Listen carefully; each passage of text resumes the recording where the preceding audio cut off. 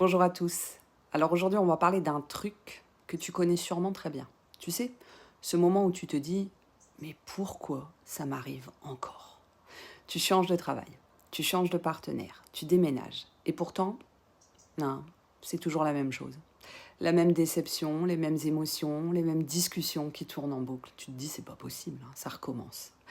Tu te demandes même si t'as la poisse, hein, si t'attires les mauvaises personnes ou si t'es juste condamné à revivre les mêmes galères.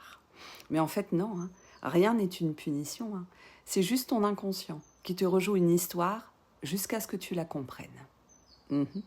Et dans cet épisode, on va voir ensemble pourquoi ces situations se répètent, ce qu'elles essaient de te montrer et surtout comment en sortir. Bah ouais, c'est quand même le plus important. Alors en fait, rien n'est un hasard. Ton inconscient te répète tout pour te guérir. Sache une chose, hein. Ton inconscient, c'est pas ton ennemi. Hein. Il ne cherche jamais à te faire souffrir. Il cherche à te faire comprendre.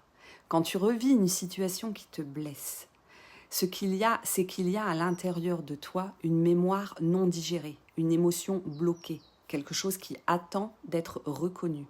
En sophroanalyse, on parle souvent de l'enfant intérieur blessé. Cet enfant, il a vécu un moment où il s'est senti rejeté, pas vu, pas aimé, impuissant. Et comme il n'a pas pu exprimer sa douleur à ce moment-là, il a enregistré la scène. Et aujourd'hui, il la rejoue encore et encore et encore, avec d'autres visages, d'autres décors, mais la même émotion.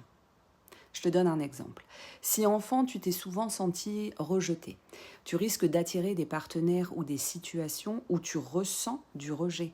Non pas parce que tu aimes souffrir, mais parce que ton inconscient espère changer la fin du film. Eh ouais, et ça a toute son importance. Parce que Carl Gustav Jung disait que tant que tu n'auras pas rendu l'inconscient conscient, il dirigera ta vie et tu appelleras ça le destin. C'est con, hein. Et c'est exactement ça, en fait. Tu penses que la vie s'acharne, alors qu'en fait, la vie, elle t'enseigne. C'est pas facile, hein. Chaque schéma est un miroir qui te montre la part de toi que tu refuses encore de regarder. Tu veux des relations sincères, mais tu n'oses pas toi-même poser tes limites. Tu veux être reconnu, mais tu ne te reconnais même pas toi-même. Tu veux être respecté, mais tu continues à te trahir pour être aimé. Et la vie, elle, te renvoie tout ça, non pas pour te punir, mais pour que tu ouvres les yeux sur ce que tu portes encore comme blessure, pour que tu puisses les dépasser. Portons un regard neuroscientifique là-dessus. Je t'explique. Ton cerveau adore la répétition, même si ça fait mal, hein. Il s'en fout. Pourquoi ? Parce qu'il préfère le connu au nouveau. Le connu, c'est rassurant. Même si ça fait mal, hein. Ton système nerveux a été programmé à réagir depuis une certaine manière depuis l'enfance. Et à chaque fois que tu revis une situation similaire, ton corps rejoue automatiquement les mêmes réflexes. Peur, fuite, colère, soumission. C'est même pas toi qui choisis, hein. Tu choisis pas mal. C'est ton corps qui cherche la cohérence avec ce qu'il a déjà vécu. On reproduit. Mais tu peux changer ça, hein. Chaque fois que tu choisis de réagir autrement, même un peu, tu reprogrammes ton cerveau. Tu passes d'un mode de survie à un mode de conscience. Il y a une perméabilité, n'importe quoi. Ton cerveau peut changer, peut se moduler. Alors comment sortir du cycle ? Comment on arrête d'attirer les mêmes situations ? Pas en fuyant, hein, pas en changeant de décor, hein, mais en changeant ton regard.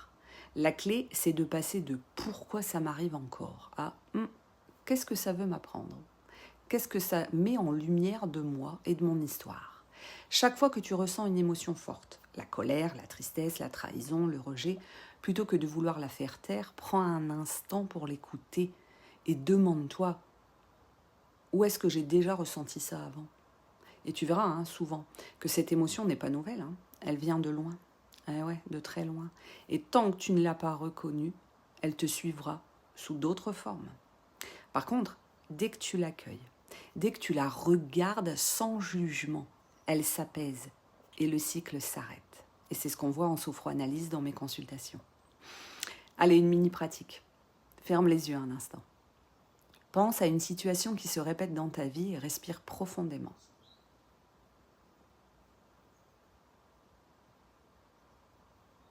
Et dis-toi maintenant, je vois le schéma, je comprends la leçon, je n'ai plus besoin de le revivre. Visualise la scène se détacher doucement de toi, comme un vieux film dont tu connais déjà la fin, et ressens à la place une nouvelle énergie, celle de la liberté, de la conscience et du choix. Tu es libéré. Tu sais, la vie ne se répète jamais pour rien, hein. Chaque situation est une porte vers ta libération.